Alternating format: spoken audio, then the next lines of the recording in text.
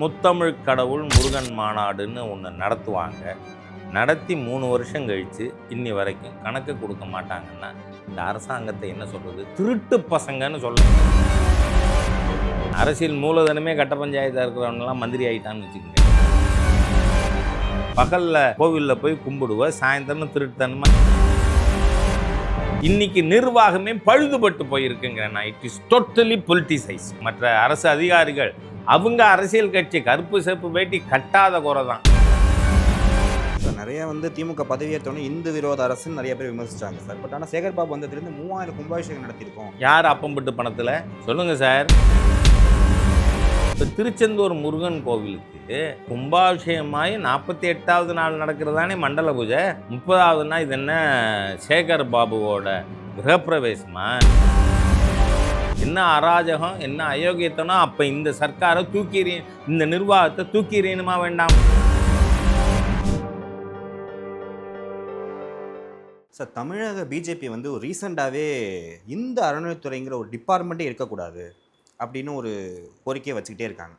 இப்போ பிஜேபி ஆளும் மாநிலங்களில் அந்த இந்து அறநிலைத்துறை இல்லாமல் இருக்கா சார்? நீங்கள் தமிழ்நாட்டில் இந்த ஹிந்து அறநிலைத்துறை எந்த மாதிரியாக வந்தது? பரிணாம வளர்ச்சி. நீங்கள் இருக்கிறதோ அரசாங்கம் இந்த அறநிலைத்துறைன்னு இருக்கிறதே சதர்ன் ஸ்டேட்ஸில் தான். மற்ற மாநிலங்களில் ஏதாவது 1-2 கோவில் அரசு நிர்வாகத்தில் இருக்கலாம். இந்த இந்து சமய அறநிலைத்துறைன்னு ஒரு டிபார்ட்மெண்ட் போட்டு 40,000 கோவிலையும் கையகப்படுத்துறங்கிறதெல்லாம் வேறு எந்த மாநிலத்துலேயும் இல்லை. இது எப்படி வந்தது? ரிலீஜியஸ் என்டோமெண்ட் ஆக்ட்னு இருந்தது பிரிட்டிஷ் பீரியடில். Religious endowment act. ஏன்னா இந்த வரலாறு எப்படி இந்த சட்டம் வந்ததுன்னு தெரிஞ்சால் இதை ஏன் ஒத்தச்சி வழியில் தள்ளணும்னு புரிஞ்சுக்கலாம் நம்ம. அதுக்காக சொல்கிறேன். அப்போ ரிலீஜியஸ் என்டோமெண்ட் ஆக்டாக இருந்தப்போ இதில் கிறிஸ்தவர்கள், முஸ்லீம்கள் எல்லாம், சர்ச், மாஸ்க் எல்லாமே இதற்குள் வந்தது. அப்போது பிரிட்டிஷ் ரூல். அப்போ என்ன பண்ணாங்க, கிறிஸ்தவ பாதிரியார்கள் இதுக்கு எதிராக கொடி பிடிச்சாங்க. அப்போது நீங்கள் என்ன சட்டம் வந்தது? ஹிந்து முஸ்லீம் ரிலீஜியஸ் என்டோமெண்ட் ஆக்ட்னு வந்தது. கிறிஸ்தவர்கள் கொடி பிடிச்ச உடனே அவங்கள எடுத்துட்டாங்க. அதுக்கப்புறம் முஸ்லீம்களையும் எடுத்துட்டு 1951 Hindu religious and charitable endowment ஆக்ட்னு. அப்போது இந்த சட்டம் இருக்கிறதுக்கு காரணமே வலுவாக ஹிந்துக்கள் எதிர்க்கலைங்கிறதுனாலங்கிறேன் நான். நீங்கள் என்டோமெண்ட்ஸ் எல்லாம் சரியாக செயல்படுதான்னு பார்க்கணுங்கிறதுக்காக இந்த சட்டம் வரல. சட்டத்தின் நோக்கமே பழுது. ஏன்னா 2 எடுத்திருக்கீங்க. கிறிஸ்டியன்ஸையும் முஸ்லீம்ஸையும் இந்த சட்டத்தின் பிடியிலிருந்து விலக்கி இருக்கிறீர்கள். அப்படின்னா ஹிந்துக்களையும் விலக்கக்கூடாது. 1. 2வது, இன்றைக்கி கோவில்கள் மிஸ்யூஸ் ஆகுதா இல்லையா? இந்த சட்டம் கொண்டு வரும்பொழுது 1951 அப்போ இருந்த முதலமைச்சர் ஓமந்தூர் ராமசாமி ரெட்டியார் அவர்கள் என்ன சொன்னார்? இந்த பப்ளிக்கு கான்ட்ரிபியூட் பண்ணக்கூடிய பணம் மிஸ்யூஸ் ஆகாமல் பாதுகாக்கிறதுக்காக இது கொண்டு வரேன்னு. ஆனால் நீங்கள் பார்த்தீங்கன்னா இதுக்கு எதிராக வழக்கு தொடரப்பட்டது. 1954 உச்சநீதிமன்றம் இன்ன ஷரத்துக்கள் சட்டவிரோதமானது, அது எடுக்கணும் அப்படின்னு தீர்ப்பு சொன்ன பிறகு இந்து ரிலீஜியஸ் என்டோமெண்ட் ஆக்ட் 1959 அப்படின்னு சொல்லி உச்சநீதிமன்றம் எதெல்லாம் எடுக்கணும்னு சொல்லிச்சோ அதெல்லாம் இன்கார்பரேட் பண்ணி ஒரு சட்டம் கொண்டு வந்தாங்க. ஸோ இந்துக்கள்கிட்ட ஒரு பெரிய குறைபாடு, நமக்கு எதிராக நடக்கிற சதியை கூட கண்டுகொள்வதில்லை. வி ஆர் இக்னோரண்ட் அப்படிங்கிறது தெரியுது. ஆக இன்றைக்கி பழனி முருகப்பெருமானுடைய பாலதண்டாயுத சுவாமி கோவில் ஃபண்டை எடுத்து முத்தமிழ் கடவுள் முருகன் மாநாடுன்னு ஒன்று நடத்துவாங்க. நடத்தி 3 வருஷம் கழித்து இன்னி வரைக்கும் கணக்கு கொடுக்க மாட்டாங்கன்னா இந்த அரசாங்கத்தை என்ன சொல்கிறது? திருட்டு பசங்கன்னு சொல்லலாமா? ஏன்னா அனுமதியோட கிராண்டோட ஒரு பணம் எடுத்தால் அது அட்மினிஸ்ட்ரேட்டிவ் ப்ரொசீஜர். நீ பணம் எடுத்த இன்னி வரைக்கும் கணக்கு கொடுக்கல, அப்போ என்ன அர்த்தம்? சரி, இன்றைக்கி நான் இப்போ ரீசெண்டாக திருச்செந்தூர் போயிருந்தேன். திருச்செந்தூரில் கும்பாபிஷேகம் நடந்து 60 நாள் இருக்கும். இப்போ நீங்கள் பாருங்கள், அரசியல் சட்டப்பிரிவு 25-26 தெளிவாக சொல்லுது. என்னென்னா, நிர்வாகம் மதம் சம்பந்தப்படாத விஷயத்தில் மாத்திரம்தான் தலையிடலாம் on secular aspects of administration of the endowment. இந்த என்டோமெண்ட்டுங்கிறது என்ன, ஒரு கோவிலுக்கும் தனித்தனி என்டோமெண்ட். நீங்கள் எல்லாத்துக்கும் ஒன்றாவெல்லாம் கிடையாது. நம்ம சட்டம் ஒன்றா இருக்குது, அரசு அதேவாக இருக்குது. அப்படிங்கிறதுனால நாம் நினைக்கிறோம் என்டோமெண்ட். இப்போ பழனியில் இருக்கிற என்டோமெண்ட்டு திருச்செந்தூரில் இருக்காது. ஏன்னா இது உருவாக்கிய அன்னைக்கு அதுக்கு இன்னென்னதெல்லாம் செய்யணும்னு சொன்னது. சரி, இப்போ திருச்செந்தூர் முருகன் கோவிலுக்கு மண்டல பூஜை 30 நாளில் நடத்தலாம்னு இந்த அரசாங்கத்துக்கு யார் அதிகாரம் கொடுத்தது? உங்கள் அரசியல் காரணத்துக்காக ஒரு மண்டலம்னா எவ்வளவு, 48 நாள். அப்போ கும்பாபிஷேகமாகி 48வது நாள் நடக்கிறதானே மண்டல பூஜை. 30வது நாள் இது என்ன சேகர் பாபுவோட கிரகப்பிரவேசமா நடந்தது? என்ன அராஜகம், என்ன அயோக்கியத்தனம். அப்போ இந்த சர்க்காரை இந்த நிர்வாகத்தை தூக்கிறியணுமா வேண்டாமா? சரி, நீங்கள் அதில் என்ன நடந்திருக்குங்கிறது பாருங்கள். நான் ஒரு போன மாதம் 3ஆம் தேதி கரெக்டாக, ஏன்னா திருநெல்வேலிக்கு மாண்புமிகு உள்துறை அமைச்சர் அமித்ஷா அவர்கள் வந்த அன்னைக்கு மறுநாள் திருச்செந்தூருக்கு போய் முருகப்பெருமானை தரிசிப்போம்னு திருச்செந்தூர் போகிறேன். நீங்கள் பார்த்தீங்கன்னா வெஹிக்கிள் பார்க்கு காலை கீழே வச்சா ஒரு அடி பள்ளம். ஏன்னா இவங்க கான்க்ரீட் பிளாட்ஃபார்ம் போட்டிருக்காங்க கார் பார்க்கிங்க்கு. அது நீங்கள் சிமெண்ட்டு போட்டால் தானே சார் நிற்கும், மணலை போட்டால் அதே மாதிரி. சரி, இங்கே இறங்குற இடம் தான் அப்படி இருக்குன்னா 50 அடியில் அதே மாதிரி பள்ளம் வரிசையா. நான் கேட்குறேன், நீங்கள் கன்ஸ்ட்ரக்ஷனுங்கிற பேரில், சிவில் ஒர்க்குங்கிற பேரில் கொள்ளையடிக்க 300 கோடி, அதில் எத்தனை பர்சன்டேஜ் இந்த அரசாங்கம் கொள்ளையடிச்சிருக்கு? ஏன்னா பாருங்கள், நான் அன்றைக்கே பத்திரிகையாளர் கூட்டத்திலையும் சொல்லிட்டேன். ஆக கோவிலை கொள்ளைக்காக பயன்படுத்துகிறார்கள். அதனால் இது இன்றைக்கி வர்ற பிரச்சனை இல்லை. மாண்புமிகு எம்ஜிஆர் அவர்கள் முதலமைச்சராக இருந்தப்போ குன்றக்குடி பழைய ஆதீனம் அவர் இருக்கும் பொழுது ஹிந்து கோவில்களை எப்படி நிர்வாகம் பண்ணணும் அப்படிங்கிறதுக்கு ஒரு 16 மெம்பர் கமிட்டி, என் ஞாபகம் சரின்னா 16 மெம்பர் கமிட்டி போடுறார். அதில் ஜஸ்டிஸ் கிருஷ்ணசாமி ரெட்டியார் போன்ற லீகல் லுமினரிஸ் மெம்பராக இருக்காங்க. அது ஒரு அறிக்கை சமர்ப்பிக்குது. அந்த அறிக்கையில் இந்து கோவில்களின் நிர்வாகம் தனித்தியங்கும் வாரியத்திடம் ஒப்படைக்கப்பட வேண்டும் அப்படின்னு அவங்க அறிக்கை. அந்த அறிக்கையை தமிழ்நாடு சட்டமன்றம் அடாப்ட் பண்ணியிருக்கு. இப்போ பிஜேபி ஒன்றும் புதுசாக எதுவுமே பேசலை. அந்த கமிட்டி ரிப்போர்ட்டு திரு குன்றக்குடி அடிகளார் தலைமையிலான கமிட்டியின் ரிப்போர்ட்டை இம்ப்ளிமெண்ட் பண்ணுன்னு சொல்கிறோம். அதில் என்ன தப்பு இருக்குது?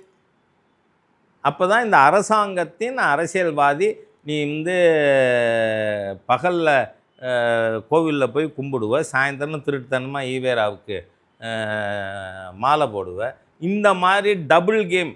இப்போ நான் கோவிலுக்கு போனோன்னு சொன்னால் என் வீட்லேயும் போவாங்க, என் வீட்டில் திருட்டுத்தனமாக போவேன், இல்லை என் வீட்டில் போயிட்டு வருவாங்க, நான் திருட்டுத்தனமாக அப்புறமா போவேன் அப்படிங்கிறதெல்லாம் இல்லை. அதனால் சொல்கிறேன், உண்மையான பிலீவர்ஸ் அவங்க கையில் ஒப்படைக்கணும். அதனால் இது மாற்றம் கொண்டு வருவோம் அப்படின்னு சொல்கிறோம். இது ஏற்கனவே எம்ஜிஆர் அவர்களுக்கே நடந்தது தான் சார். நிறைய திமுக பதவியேற்றோன்னே இந்து விரோத அரசுன்னு நிறைய பேர் விமர்சித்தாங்க சார். பட் ஆனால் சேகர்பாபு வந்ததுலேருந்து 3000 கும்பாபிஷேகம் நடத்தியிருக்கோம். யார் அப்பம்பட்டு பணத்தில் சொல்லுங்கள் சார்? மக்களோட வரிப்பணத்தில் தான் சார். இப்போது திருச்செந்தூருக்கு 306 கோடின்னு நினைக்கிறேன், 400 கோடி சொல்லியிருந்தாங்க சார் திட்ட மதிப்பு. அதில் 206 கோடி ஒரு தனி ஆன்மீக கொடையாளர் திரு சிவநாடார் அவர் கொடுத்த பணம். மீதி முருகப்பெருமானுக்கு நாம் போட்ட உண்டியல் பணம். இவங்க இது எல்லாமே பண்ணுறேன்னு சொன்ன. நான் கேட்குறேன், நான் திருச்செந்தூர் அடிக்கடி போகிறோமா முருகப்பெருமானை தரிசிக்க.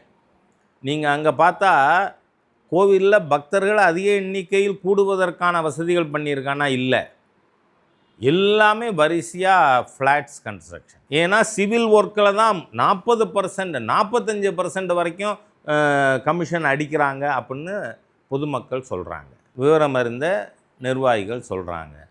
அதனால் எந்த இடத்துலையும் சரி, நீங்கள் கோவில் என்டோமெண்ட் இருக்குது, அதில் இப்போ நீங்கள் ரீசெண்டாக நடந்த ஃப்ராடை சொல்கிறேன் நான் இப்போ. ஏன்னா நம்ம சேகர் பாபுவோ அல்லேலியா பாபுவோ எது வேணால் நீங்கள் எடுத்துக்கலாம். அவர் சொல்கிறாரு, நாங்கள் செக்ஷன் 34 படி கல்லூரி ஆரம்பிக்கலாம்னு இருக்குது அதுதான் ஆரம்பிச்சிருக்கோன்னு. செக்ஷன் 34 ஒழுங்காக படிங்கங்கிறேன். இதுக்கு தான் படிக்காத ஆள் மந்திரியாக போனால் நமக்கு தர்ம சங்கடம். என்ன அரசியல் மூலதனமே கட்ட பஞ்சாயத்தாக இருக்கிறவனெல்லாம் மந்திரி ஆகிட்டான்னு வச்சுக்கோங்க, கஷ்டம் தானே. நான் கேட்குறேன், 34 என்ன சொல்லியிருக்கு? ஆன்மீக கல்வி சொல்லி கொடுக்கின்ற கல்லூரிகள். சாதாரண ஆர்ட்ஸ் காலேஜு, சயின்ஸ் காலேஜ் இல்லை. நீங்கள் அதில் ஒரு சப்ஜெக்டு ஆன்மீகம் வச்சுருக்கீங்களா? நான் கேட்குறேன், இந்து சமய அறநிலைத்துறை ஒரு பைசாவாவது ஹிந்து மத மேம்பாட்டிற்கு இன்னி வரைக்கும் செலவு பண்ணியிருக்கா? ஒரு பைசா கூட இல்லையே. எத்தனை ஒரு கமிஷனர், பல ஜேசிக்கள். உங்களுக்கு 2021 ஜூலை மாதம் 6ஆம் தேதி judgment, suo motu judgment. Justice Mahadevan அவர்களும் ஜஸ்டிஸ் ஆதிகேசவுல் அவர்களும் கொடுத்த தீர்ப்பில் என்ன சொல்லியிருக்காங்க? பொது நலன் என்கின்ற பெயரிலே கோவில் பணத்தை ஆன்மீகம் இல்லாத இனங்களுக்கு செலவு செய்யக்கூடாது. அப்படின்னா நீங்கள் ஆர்ட்ஸ் காலேஜ் கட்டுறது செக்ஷன் 34 வராது, 420 வேணால் வரும். அதனால் அந்த மாதிரியாக இருக்கிற ஹிந்து விரோத தீய அரசு. இப்போ என்னோடய உறவினர்கள் அவங்களே ட்ரஸ்டியாக இருந்து கோவிலில் கும்பாபிஷேகங்கள் நடக்குது. ஒரு பைசாவாவது சர்க்கார் கொடுத்துருக்கா? இல்லை. அப்போ கும்பாபிஷேகம் இவங்க பண்ணாங்களா? பக்கத்து வீட்டில் குழந்த பிறந்தாக்க வாழ்த்து சொல்கிறதோடு நிறுத்திக்கணும். சும்மா வீட்டு வாசலில் போய் நின்று நான் தான் காரணம் அசிங்கமாக இல்லை? அந்த மாதிரி அசிங்க பெரு வழிகள் தான் நாங்கள் செஞ்சோம்னு சொல்லிப்பாங்க. உங்களுக்கு ஒரு ரிக்வஸ்ட் சார், உங்களுக்கு பிடித்த தலைவரோட ஃபோட்டோவும் இதில் இருக்கலாம், நீங்கள் விமர்சிக்கக்கூடிய தலைவரோட ஃபோட்டோவும் இருக்கலாம். அந்த புகைப்படத்தை பார்த்ததும் உங்களுக்கு முதல்ல என்ன ஞாபகத்து வருங்கிறத நீங்கள் ஓப்பனாக சொன்னால் நல்லாயிருக்கும் சார். அண்ணாமலை அவர்கள் நல்ல துடிப்போடு செயல்படக்கூடிய ஒரு இளம் தலைவர். எடப்பாடியார், மேடம் ஜெயலலிதாவின் மறைவுக்கு பிறகு ஒரு ஸ்டேபிள் கவர்மெண்ட் யாரும் கொடுக்க முடியாதுன்னு நினச்சப்ப பொறுப்பேற்று அவருடைய காலம் முழுவதும், அதாவது அந்த ஆட்சி காலம் முழுவதும் ஆட்சி செய்து காட்டிய ஒரு திறமையான அரசியல் தலைவர். கருணாநிதி இவர் ஏற்கனவே அவர் சொன்னது எனக்கு ஞாபகம் வருது. அதை அவர் என்ன அர்த்தத்தில் சொன்னார் தெரியாது. சிறுபான்மைன்னா கொஞ்சம் அடங்கித்தான் போகணும் அப்படின்னு அவர் பேசினார். அதை இப்போ இருக்கிற சிறுபான்மையினர் புரிந்து கொண்டு அடங்கி நடக்கணும் அப்படி சொல்லலாம். நீங்கள் பெருசாக விமர்சிக்கக்கூடிய ராகுல் காந்தி அவரே சொல்லியிருக்கார், என் வார்த்தை இல்லை, I not only oppose BJP, I not only oppose RSS, I oppose Indian state. அப்படின்னா என்ன அர்த்தம்? நான் இந்திய தேசத்தை எதிர்க்கிறேன்னு அர்த்தம். தேச விரோதி. உங்கள் ஸ்லாங்கில் ஆன்டி இண்டியனா சார்? தாராளமாக. அவர் கன்ஃபார்ம்டு, அவரே சொல்லியிருக்கார். திரு ஓ பன்னீர்செல்வம் அவர்கள் எனக்கு நீண்ட நாள் நண்பர். உங்கள் கூட்டணியிலேருந்து வெளியேறிருக்காரு. இல்லை, அதுக்காக நட்பு போய்டாதில் இன்னும் ராஜாவோட ஒட்டுமில்லை உறவுமில்லைன்னு ஸ்டேட்மெண்ட் கொடுத்துட்டா போயிருக்கார். நீண்ட நாள் நண்பர். I wish him all the best. திரு நரேந்திர மோடி அவர்கள் இந்தியாவிற்கு காண கிடைக்காத மாணிக்கம் 2014 ஃப்ராஜைல் 5 நொறுங்குகின்ற 5 பொருளாதாரத்தில் ஒன்றா இருந்த பாரத தேசத்தை இன்றைக்கி மீட்டு உலகத்திலேயே 4வது மிகப்பெரிய பொருளாதாரமாக ஆக்கியிருக்கின்ற மிகப்பெரிய சாதனையாளர். இது இந்த நாட்டை சரியான நேரத்தில் பிரதமராய் காப்பாற்றினாருங்கிறதுனால நன்றியோடு அவரை நான் வணங்குகிறேன். தலைவர் திருமாவளவன் அவர்கள். திருமாவளவன் அந்நிய மதங்களின் அடிவருடி. ஏன்னா இதுவும் அவர் சொன்னதுலேருந்து தான் சொல்கிறேன். அது என்னவோ உயரமாக இருந்தால் சர்ச்சு, மகுடங்கள் மாதிரியாக கட்டியிருந்தால் மாஸ்க்கு, அசிங்கமான பொம்மைகள் இருந்தால் அது கோவில்னு பேசின ஹிந்து விரோதி. அமித்ஷா அவர்கள் நிஜமாகவே 2வது பட்டியல். நான் இந்த விஷயத்தில் சொந்த அனுபவமே சொல்லணும். தன்னோடு வேலை பார்க்கின்ற பணியாற்றுகின்ற டீம், அந்த டீமில் ஒருத்தருக்கு ஒரு பிரச்சனைனா கூட அதை உடனடியாக அவரோட பேசி அவரை எப்படியெல்லாம் நாம் நியாயமாக பாதுகாக்க முடியும் அப்படின்னு நினச்சி செய்யக்கூடிய a very good team leader. நண்பர் ரஜினிகாந்த் அவர்கள் உண்மையாகவே ஆன்மீக எண்ணம் கொண்டவர். ஆன்மீக அரசியலுக்காக குரல் கொடுத்தார். அவர் அரசியலுக்கு வராதது ஒரு விதத்தில் நஷ்டம்தான். இல்லை சார், இந்த விஜய் இஷ்யூலாம் பார்க்குறப்ப அவர் அரசியலேருந்து ஒதுங்கி இருப்பது நல்லதுன்னு தான் சொல்கிறாங்க இப்போ அவருக்கு அவருக்கு.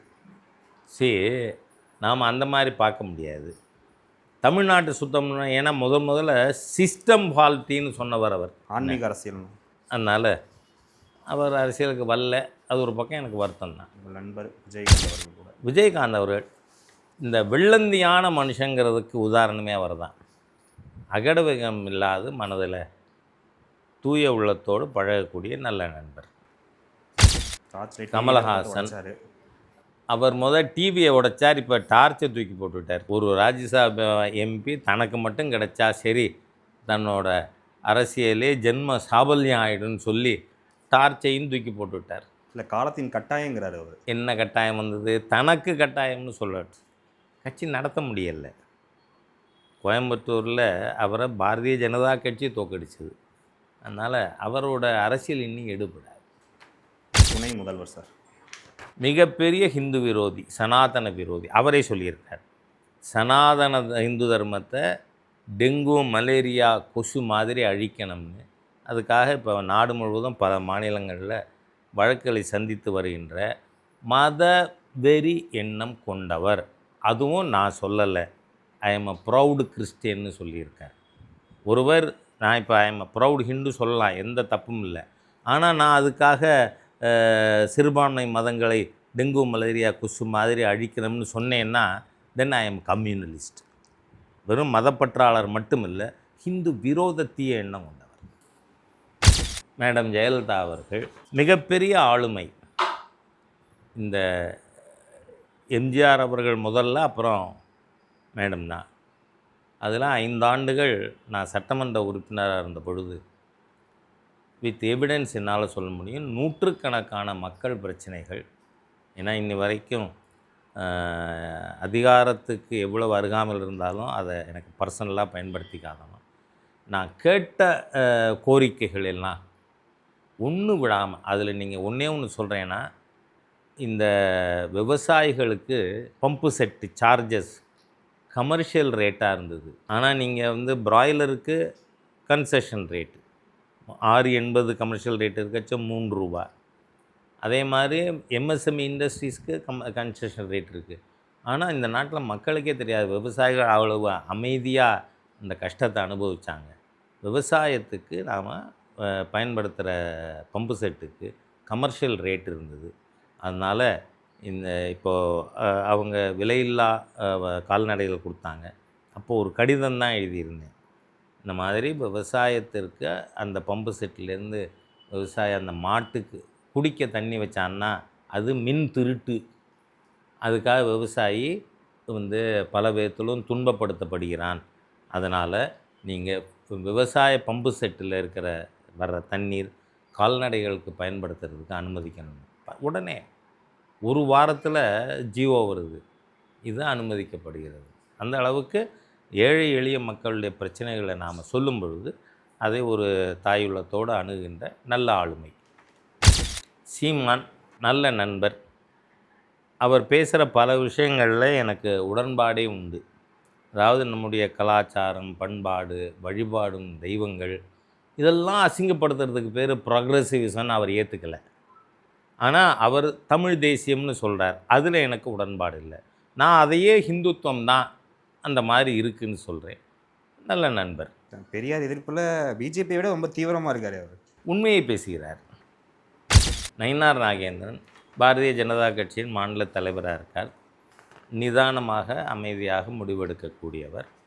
அவர் தலைமையில் பாரதிய ஜனதா கட்சி பல உயரங்களை தொடும் அப்படிங்கிற நம்பிக்கை எனக்கு இருக்குது. வைகோ நீண்டகால நண்பர், சொல்லப்போனால் ரொம்ப நெருக்கமானவர். அவர் is a very good host. நீங்கள் அவர் வீட்டுக்கு நாம் போனால் அவர் உபசரிக்கின்ற விதம் அவ்வளவு ரொம்ப நட்போடு நேசத்தோடு இருக்கும். ஆனால் அரசியல் ரீதியாக அவர் கிட்டத்தட்ட வீணாக போயிட்டார். டிடிவி தினகரன் இவரும் உங்கள் கூட்டணியிலேருந்து வெளியே போயிருக்காரு சார். போயிருக்கலாம். வெளிப்படையாக பேசக்கூடிய, நான் பழகின தலைவர்களிலே அதிகமான நீக்குப்போக்கு உள்ள ஒரு அரசியல் தலைவர் ஸ்டாலின் அவர்கள். அவரை சுற்றி இருக்கிறவங்க மோசமாக இருக்காங்க, அவரை தப்பாக வழி நடத்துகிறாங்க.